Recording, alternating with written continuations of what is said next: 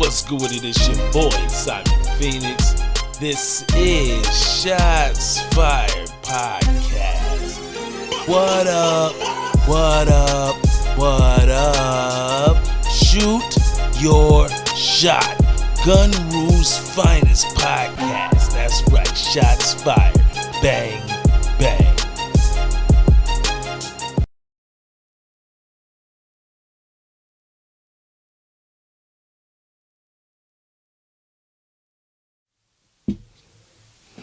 Yo, what's good with it? It's your boy, Simon Phoenix.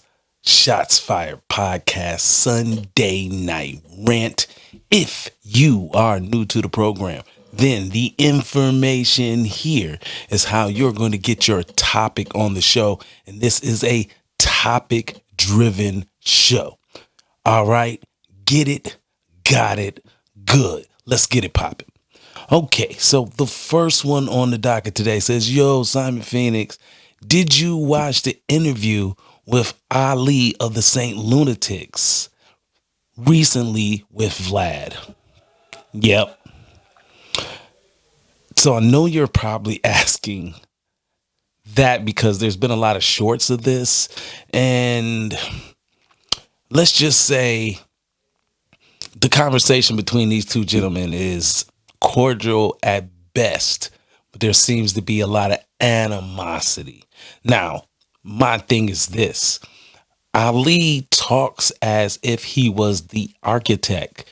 Let's call him the RZA of the Saint Lunatics. And the whole time this group existed from 93 till Nelly was signed. Ali also discusses within the interview that they were always shopping for a group deal, never for a solo deal, but no one wanted them as a group. And a lot of labels were interested in Nelly. He says now that at the time they didn't know that Kuda, famous for being one of those guys that was with Mace, wanted just Nelly. And because that's what Kuda wanted, Nelly was being shopped and not the group. So that's the gist of that interview.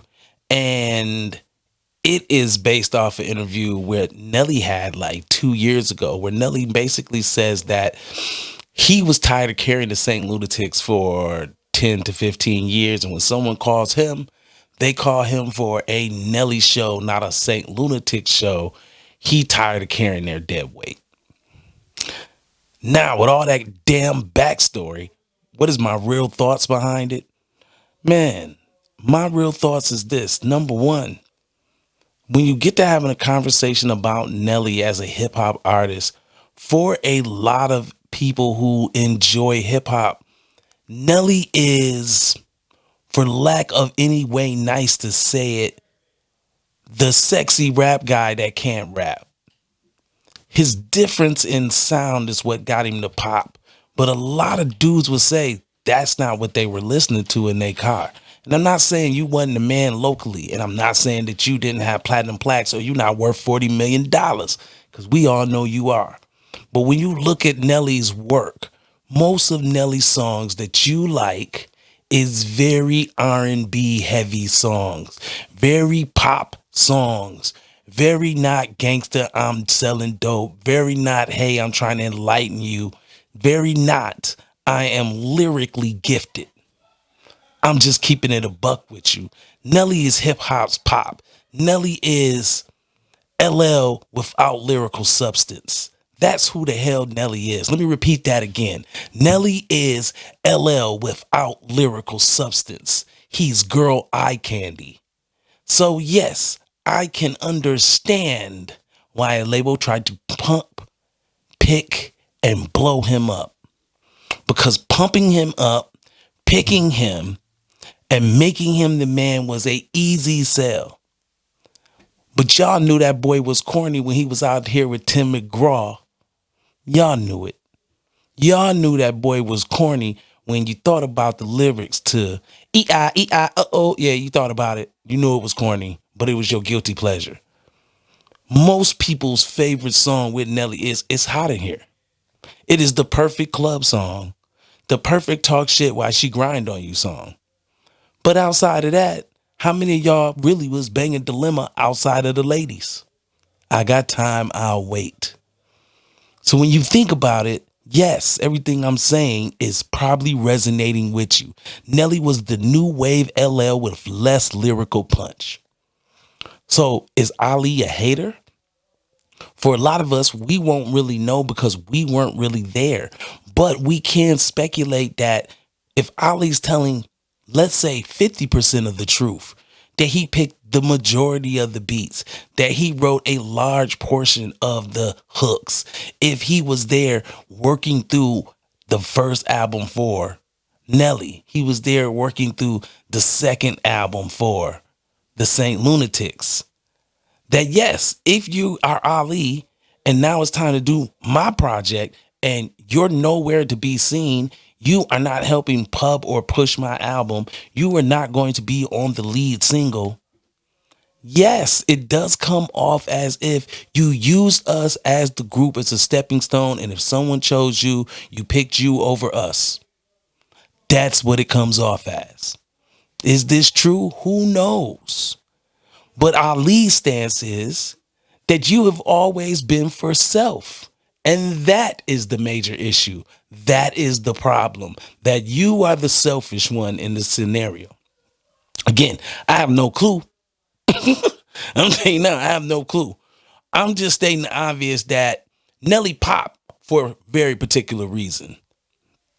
But once the show ended, it was over.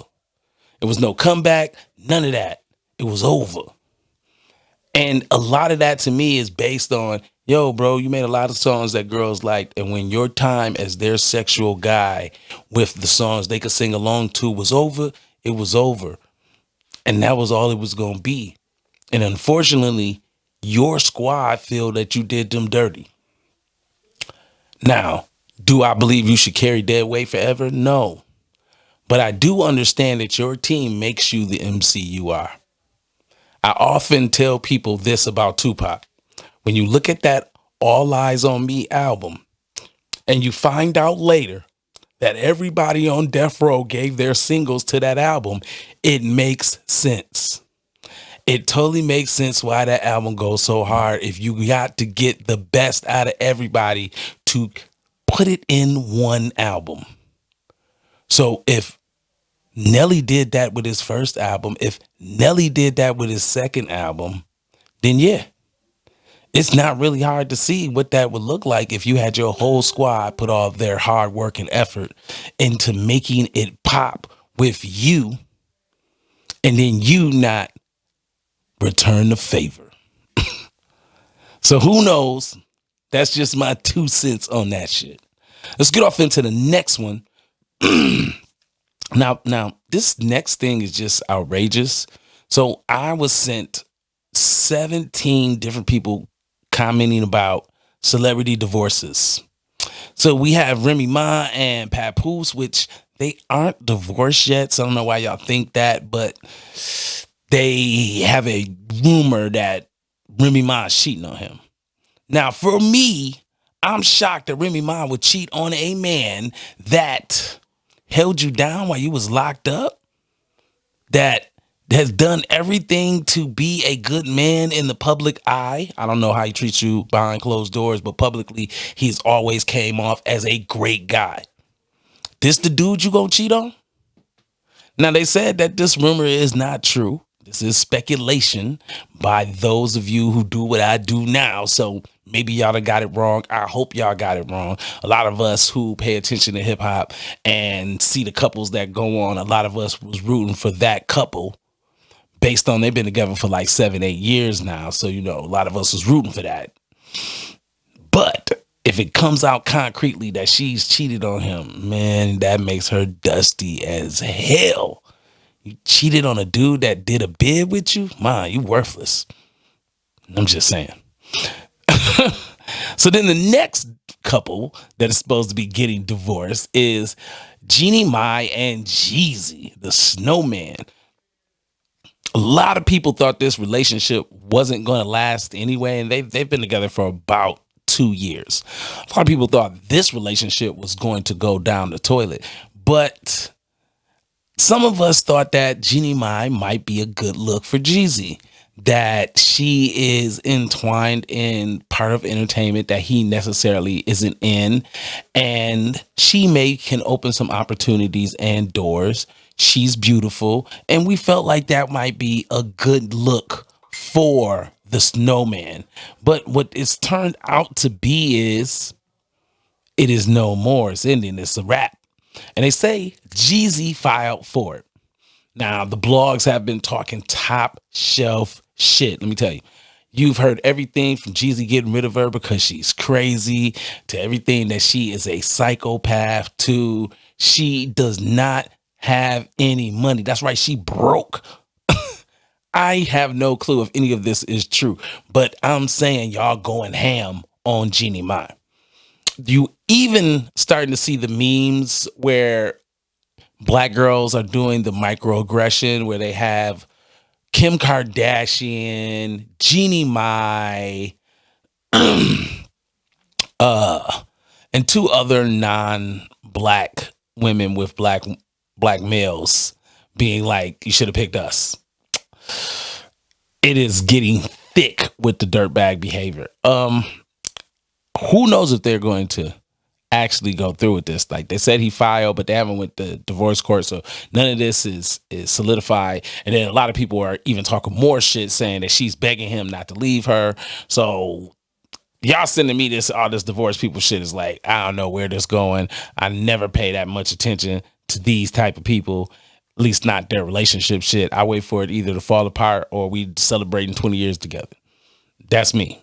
I don't really care that much. But because it's wrapped in the universe of the shit I talk about and y'all want me to discuss it, here we are. But, in a nutshell, I'm curious to find out why they're getting the divorce, because there's no talk of infidelity. And normally that's what people break up for. And then the last one that I have come to hear about is my man Iman Shumpert and Tiana Taylor supposed to be getting a divorce. They said they've been separated for a few months now and things aren't working out. So in a nutshell, there's a lot of single people about to be made shortly, it looks like. For the women, I hope that you're able to bounce back and find love again. For the men, I hope you choose better your second time around. I mean, that's pretty much as nice as you can say it, right? Like, you hope the women get somebody to love their ass after this shit is over with. And for the men, I hope you do a better job picking, or you just decide to be single for life. Whichever your choice may be, gentlemen, enjoy it to its fullest.